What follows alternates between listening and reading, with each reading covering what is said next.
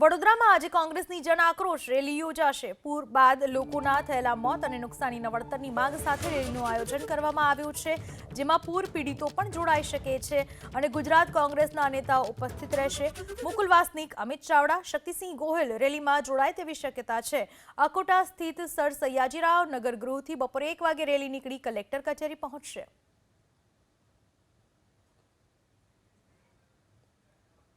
ગાંધીનગરમાં આજે મુખ્યમંત્રીની અધ્યક્ષતામાં કેબિનેટ બેઠક યોજાશે, જેમાં રાજ્યમાં ભારે વરસાદથી કૃષિ પાકોના થયેલા નુકસાનના સર્વે અંગે ચર્ચા કરાશે।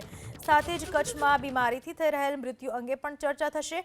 તો પ્રધાનમંત્રી નરેન્દ્ર મોદીના ગુજરાત પ્રવાસની તૈયારી અને અન્ય રાજ્ય સરકારના નીતિ વિષયક નિર્ણય અંગે કેબિનેટની બેઠકમાં ચર્ચા થશે। આજે કેબિનેટની બેઠક મળશે, જેમાં અનેક મુદ્દાઓને લઈને ચર્ચા કરવામાં આવશે। ખાસ જે રીતે ગુજરાતમાં વરસાદ વરસ્યો તેને લઈને પાકને નુકસાન થયું, ઘણી જગ્યાએ પાણી ભરાયા, તો પાક નુકસાનીના સર્વેને લઈને આ બેઠકમાં ચર્ચા કરવામાં આવશે। તો સાથે સાથે કચ્છમાં જે ભેદી બીમારીના કારણે 17 જેટલા મૃત્યુ થયા તેને લઈને પણ ચર્ચા થશે। પીએમનો ગુજરાત પ્રવાસ સહિતના અનેક મુદ્દાઓ આ બેઠકમાં ચર્ચાશે।